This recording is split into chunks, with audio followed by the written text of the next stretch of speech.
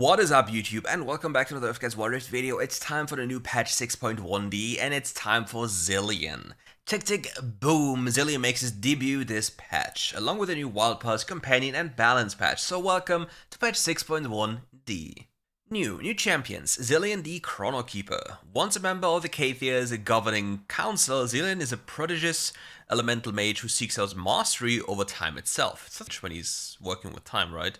After using his powers in an attempt to save his people from the void, he now drifts through the past, present, and future, bending and warping the flow of time around him. Zilean has traveled from Runeterra's mysterious creation all the way to its seemingly inevitable ending, searching tirelessly for any strand of fate that might undo his homeland's destruction. Zilean is going to be released on the 13th of June. New Wild Pass. A new challenger is entering the arena. Battlecast Narcissus, the big armored doggy, is the new reward in this Wild Pass. Queue up and play games with your friends to earn Battlecast Narcissus and an array of other goodies. The Wild Pass will be released on the 13th of June. Companion. A new companion has joined the fight, the Winged Grace, whatever that is. They'll be in the game on the 13th of June as well. Pick them up to join you in your star-studded adventures on the Rift. Adventure modes. How's your journey to the stars going? We hope you've been taking a moment to stop and take it all in. While there's a whole galaxy out there, there's always room for more stars. So this patch we're adding one for all and Earth to the Adventure Star. Queue up with your friends and earn rewards and have fun. Champion changes. Welcome to patch 6.1D. In this patch we have our Ambassador rework as well as a mini one for Fiora. Additionally, we are continuing to keep an eye on the jungle and want to keep a few more champions some buffs to help them be more viable picks like Darius and Jax. Additionally, we know that some of our other junglers have been struggling to keep up, so we are giving a handful of buffs to Nunu, Fiddlesticks, Pantheon and Diana. With Fiddlesticks and Nunu getting some attention this patch, keep an extra eye out for the Scarecrow in the Brush or the Wild Snowball gank. To round things out, we also got a few buffs for some mid laners and dragon laners who needed an extra boost, and we are nerfing some of the champions that have been doing scary amounts of damage. Looking at you, Nocturne. Nocturne, you're crazy as is. Okay, let's start with Ambassador. In the current patch, Ambassador's late game cleanup and passive damage exceed reasonable counterplay, drifting off from her core design of precise positioning to trigger her passive. We are removing her passive refresh mechanic and shifting part of the damage into her first ability's burst for better fight rhythm, while adding armor penetration and ability vamp to balance the trade-off, plus her second ability gains a new outplay depth. So, what does this do? They're basically removing Ambassador from the jungle role, because the reset mechanic was a jungle problem. Nobody cared about top lane Ambassador.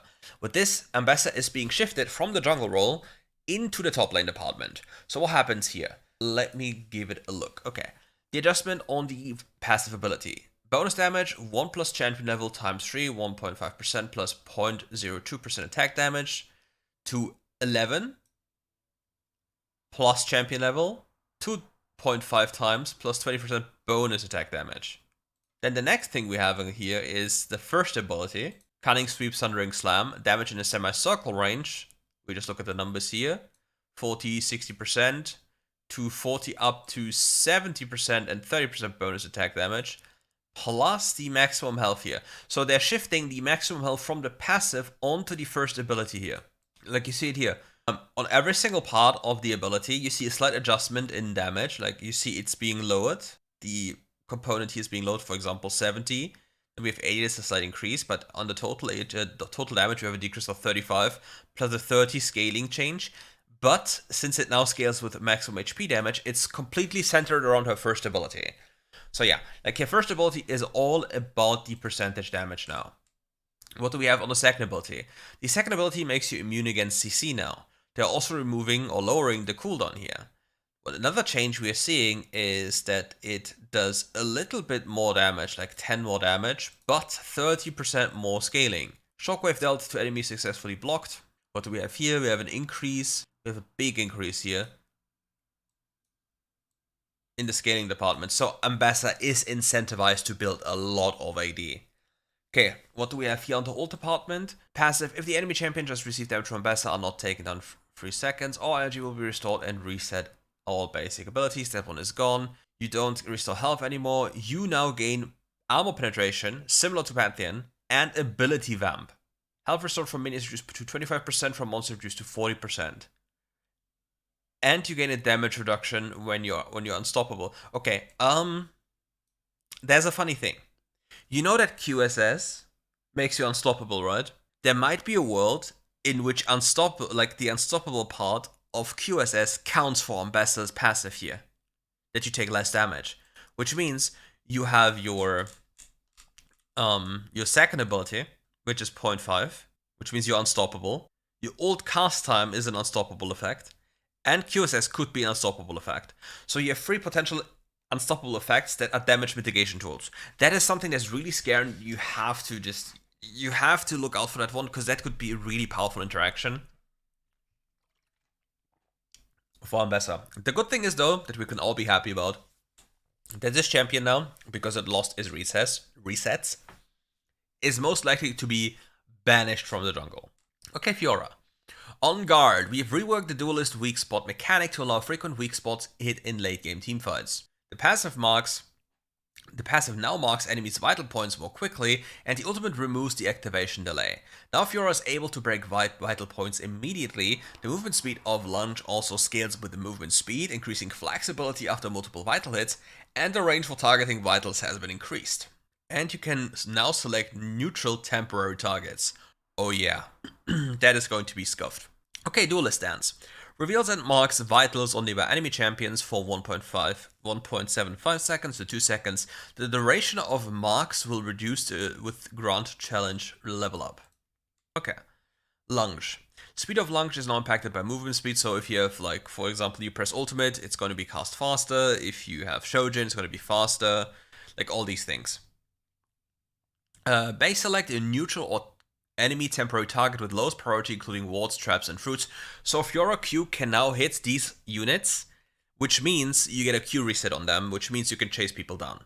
Search range of vitals is increased. Does this mean that you're... Okay, let's just do a little bit of a Picasso moment, yeah? So this is Fiora.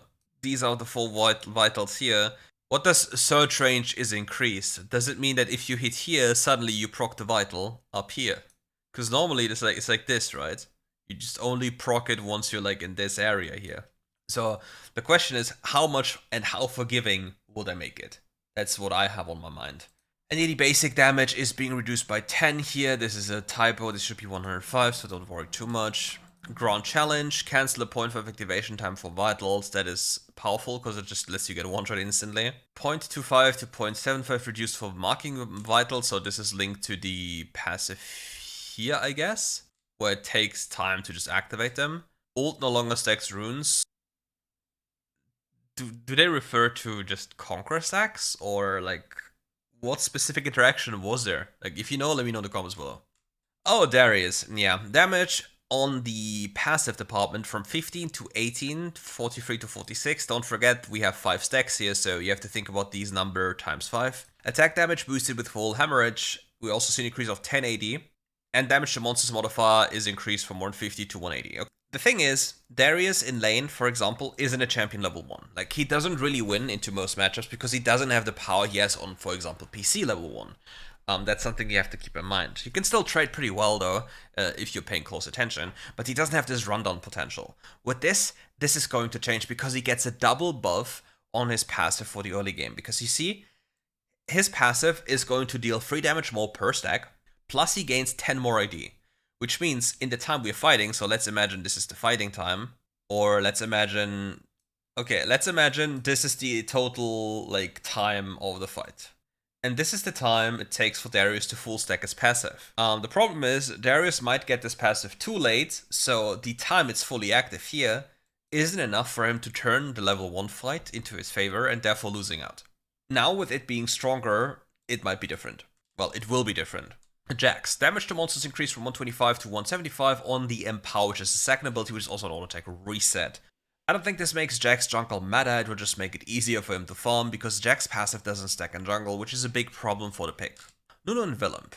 Damage bonus, 5% bonus health, 6% bonus health regeneration, 11% to 12% bonus health, and the shielding value is going up by 5%, so they're just incentivizing tank Nunu over AP Nunu.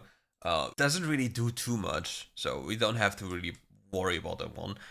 Like, all these champions, like Nunu, A buff or a nerf, it wouldn't really change anything. The champion is not meta in any way. So having people play more often is fine. Champion isn't necessarily bad, it's just not broken, which in WildRift terms usually means it's weak. As for Darius, Darius isn't weak. Like, he wasn't weak by any means. You just have to play it differently around the power spikes you have. Same for Fiora. Fiora wasn't weak. Fiora is very good, but it requires you to be, well, efficient on the champion. Fiddlesticks. This champion is a genuinely bad champion. Bountiful Harvest. Base damage per second increased from 50 to 60. It's a 10 increase here, we see it. The health regeneration of enemy champions is getting increased by 5% here. And the Crowstorm ultimate cooldown is being reduced by 10 seconds. So the problem with this champion, or with this change, is it doesn't do anything. It doesn't do enough. The problem is that the champion doesn't do damage. It doesn't do damage, it clears his jungle after the first clear relatively slow compared to his peers, and it just doesn't do anything. You don't have enough control for the perfect flanks all the time, you don't have enough damage, your champion just doesn't do enough. Like, Fiddlesticks needs to be buffed in more departments to be valuable enough. Like, this champion, once he faces one MR item, just doesn't do anything. Like, even in super late game, if the enemy has, it's very difficult for the champion to have any value. And he gets ran over by any single AD champion in the game, which is the next problem.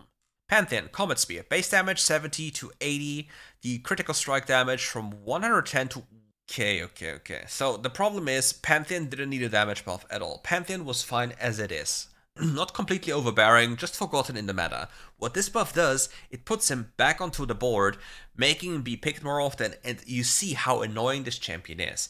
Because tanks fundamentally do not exist into Pantheon due to how this champion functions, how much pen he gets, how much damage he does, etc. And Pantheon was one of the spear riders of the one-shot meta, like akin to Xin Zhao. Like, you never want to see Xin Zhao Pantheon buffs. You don't want to, because they make the game really, really unenjoyable if you play against them in jungle. I mean, now we have Riven and stuff, which is also really tough to play against, but this here, you just hate to see it. Like, obviously it makes laning Pantheon better, but let's just be honest, who in their right mind plays laning Pantheon? Because this champion doesn't do anything in lane unless you just play for fun. This champion is just 10,000 times better in jungle. Same for Zed, like all the other champions. Diana. Damage. The passive Moonsilver Blade is seeing an increase from 15 to 20 here. Champion level is still remaining the same, and the ability power scaling remains the same.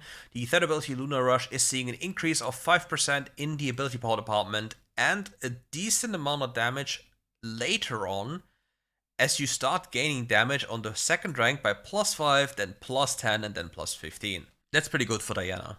But I thought she would gain more of a quality of life buff, no? Didn't they say it's a quality of life buff? This is not quality of life, this is just raw damage. Okay, Katarina. Health per level 128 to 136. Voracity damage from 40 plus champion level times 15 plus 1% bonus. 30 plus oh my god, so many numbers, bro. Come on. 240 remains the same, 15 remains the same, 100 remains the same, 30 remains the same. So the only buff we have in this entire department is this from this. Okay. So we have a 0.5 ability power scaling increase. Okay. Good that we settled that one. Nice. Preparation, passive bonus movement speed gained, 10. So the problem with Katarina as a champion is, first off, she lost sudden impact, which means big pen lost. Second, she doesn't really function well into control mages because she can't reach them. She can jump on them, but then she's completely exposed, and then she usually dies. That's one of Katarina's problem, like fundamental problem. With Katarina, it's more about outplaying people. And if you can't outplay people, it's more about playing around your team, having certain champions on your team that will allow you to actually play the game. For example, in Amumu, which has a beautiful interaction with Katarina as a champion because of Amumu's passive, which increases or turns magical damage to true damage, or a portion of it, and therefore as you lock down the people with Amumu, the Katarina can just completely swipe clean. Ahri, this is a very big buff. Ahri, base health 30 increase, that is humongous. Orb of Deception, her most used ability, the damage is being increased by 5% ability power and 5% ability power, so we see a 10% ability power increase on the most used ability, which is pretty huge. The Foxfire, new target search range will temporarily increase when Ahri's basic attack or charm hits an enemy champion or epic monsters. Foxfire will now be cast quicker with an enemy targeted. Okay, that sounds interesting. I need to see how that works in game, because that can be very, very powerful during laning phases. Just having like this extra advantage of making sure that your Foxfire hits all these little flames on the enemy. So this helps with wave clear and killing people. This helps with trading during laning phase. Obviously, this also helps with trading during laning phase, and this as well. This makes Ahri a lot better. This makes Ahri a lot better, especially considering with the Malignance into a Lichbane build. It's really powerful. YASUO. They're making YASUO more durable with crit rate, which is kind of weird because he gains 100 shield for 100% crit, but at a point he gains 100% crit, this 100 shield is not going to do anything. Based. Like it's 2 items, so it's not going to be the world in terms of durability for him. The damage of his first ability is seeing an increase only in the scaling department from 100 to 105%. The crit damage here is seeing an increase in the scaling department as well, 175 to 183. Sweeping Blade cooldown is seeing a decrease in 1 second here in total, and the ultimate gains more bonus armor penetration. The problem is it says bonus armor. So if your champion has 100 base armor and you bought 50 armor, it's only going to reduce the armor by 25 and not by 75 because it's bonus armor, so you have to keep that in mind. They're trying to incentivize damage Yasuo. Tank Yasuo used to be the meta because of how you're able to play him. Yasuo right now in the state he's in is he's just annoying. He's not particularly super strong, he's just very, very annoying. So trying to give him more damage, trying to incentivize going full damage Yasuo, like living on the edge, like one-shotting people and being one-shotted is the way they want him to be played. This still doesn't make him meta, by the way, so don't worry. Another problem child of Riot's balancing design is Samira. Let's read the changes first. Daredevil Impulse. The movement speed increased per rank 3.5 to 4. Don't forget we have, I think, how many do we have? 5, 6 ranks? So 6 times or 5 times this 0.5% movement speed increase. Flare damage of your total AD, by the way, is being increased by 10% in total. And the attack speed of your third ability is being increased by 10. First off, I want to praise Riot for not just buffing Samira's ultimate again to nerf it the next patch, because it's the typical thing they do. Samira is by no means weak, and by no means she deserves a buff. Samira is just, and I'll type it down here, I'll draw it down, is just a duo champion. You don't play this champion in solo queue, you play this champion with a select few of engage supports, and then you just curb stomp.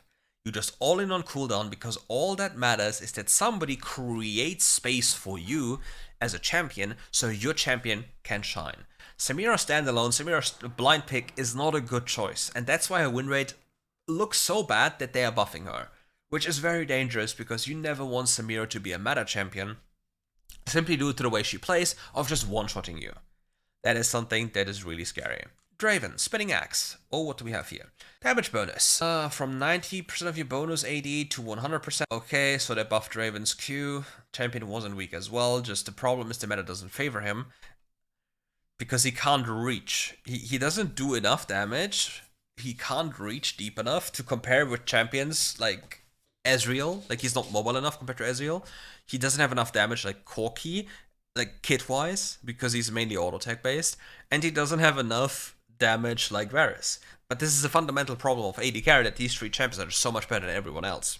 So that is a very big problem, but Riot has now this philosophy of buffering everything. Like, have you seen any meaningful big nerf in any of the recent patches, outside of just locating one thing, trying to kill it entirely, and then buffing everything else? If you're bored or something, I'd be very curious to see, if you want to go through all the patches Riot has released in like 1 year or something and see how many things got buffed and how many things got nerfed, like in straight comparison, because I believe from just a feeling point of view, like 100 things got buffed, for example, and only 10 things got nerfed. Fresh, this champion actually deserves a buff. It deserves a buff. It's very, very good that this champion is getting a buff because he's simply too weak. Okay, Fresh. Base AD 54 to 58, that's good because it automatically amplifies his third ability as well because it works on his AD. Death Sentence cooldown from 18 to 17, 1 second cooldown. This champion will still not be meta. The problem is it's just way too unreliable and way too squishy. Fresh is very good into physical damage because he gains so much armor over his souls. Other than this champion is not going to do too much. The next thing I'm seeing is making me very scared. I see this Nautilus, and I hope it's a nerf, but I already know Riot Games. Nautilus. We are buffing Nautilus. Anyone who's watched my stream has seen what this champion can do and how ridiculous this champion is. So what's Riot idea here? Let's give him 8 more health per level, 0.7 armor per level, 20 more damage on his Q, and 10 more damage on a spell that hits multiple times. Why? Why are we buffing Nautilus? This champion is disturbingly OP. How is this even a thing? I do not know. I do not understand. It just makes no sense to me. Volibear. Frenzied Mole. Health regeneration under Frenzy from... Let's see here. The flat department doesn't change, but the scaling changes. The scaling loses 2% here of lost health. And the shield duration from 3 to 2.5. Okay, guys. Let's just imagine we have a champion that one-shots you, and we are nerfing his durability, his sustain. The champion still one-shots you. So what does it matter if he sustains less? Because the fundamental problem of the champion is that he simply one-shots you. It's not the sustain. So this change is meaningless. Nocturne Duskbringer. This is a good change, by the way. From 85 damage to 70, it's a 15 loss, and he loses AD starting on level 2. This helps you not get a one-shot as easily because he will have less damage. Because the Nocturne combo is he ults in, and while he flies in, he Qs, so he'll have +5, so he has 15 AD less than before, plus 15 raw damage less.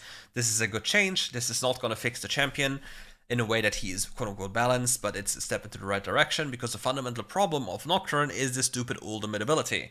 You cannot play the game because you can't see shit. Corki.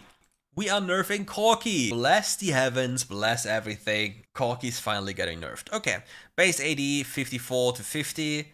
Gatling gun damage per second is being reduced to 60% of the... Okay, so the flat is getting a 5 damage nerf. The scaling is getting a 5% nerf. And the shredding is seeing a... I guess 20 is the number here. 20 or 21. And the shredding gets a nerf as well. So... this might look cool and all, but the problem is, for example, if you nerf an AD carry, okay, let's think about when an AD carry is strong. Like we have early, we have mid, we have late. Corki as a champion is capable of playing the lane fully non-interactive from range with spells, so he can skip out this early phase entirely. So the moment he then goes for his first reset, he can then start playing the game anyway, because he has so many spells as well as auto attack, because he has too many sources of damage. Normally AD carries, or typical like standard AD carries, only have auto attacks in their kit. Like look at Draven, most of his damage is linked to his first ability. Caitlyn, most of her damage is linked to dealing a lot of auto attacks or hitting her first ability. Corki on the other hand has 3 abilities he uses frequently. The first one, the third one, and the ultimate. All of this, he can spam them. And even the second ability is a damage tool, so Corki has 4 damage tools he can utilize. 4! And all of them deal good damage. While his passive is also a damage tool, because it amplifies his auto attack damage with 20% bonus true damage. This change at best changes how Corki lanes, which could potentially delay or deny his snowball a little bit, but he still has way too much damage. It's not like Jinx, where Jinx, again we go back to the early, mid, late. Jinx was a super powerful champion early game due to the extra range of Fishbones. Losing 4 AD at this point for her is because she's very auto attack centric, and only becomes strong in the super late game is very painful for her. If you are a Jinx one trick in higher elo, because you needed this early power to even get enough leads against the meta champion to accelerate. If you were playing in lower elo, it doesn't matter, because the laws of the game don't really apply there, because everybody's just running around doing nonsense. Who am I fooling? Like, everyone's running around doing nonsense, but you get the idea. So yeah, good nerf, not enough. Seraphine. We have a cooldown change. Okay, surround sound. The cooldown is being increased by 2 seconds. The shielding power sees a decrease in the flat department by 10, and the scaling by 10 as well. Yeah, like, I'm a fan of this because I dislike non-interactive gaming. Not a big problem seeing this. The biggest problem people had playing against Seraphine was not building anti-shield. That's the biggest problem. Most of the Seraphine players you saw in the game would not even build AP. They just have haste and just random tank items like Redemption, which are completely worthless in that regard.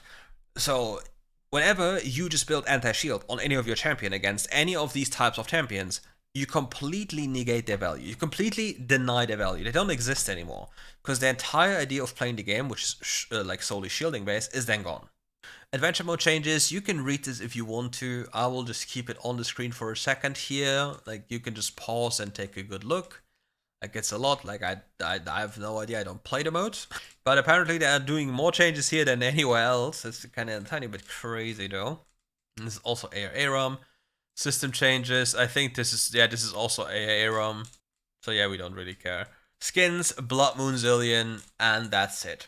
Thank you for watching. If you enjoyed the video, leave a like, subscribe to the channel, come back for more content. If you want the cheapest skins, check out my partner's description below the zoo, and have a beautiful day. Take care. See you for more streams soon. Bye bye.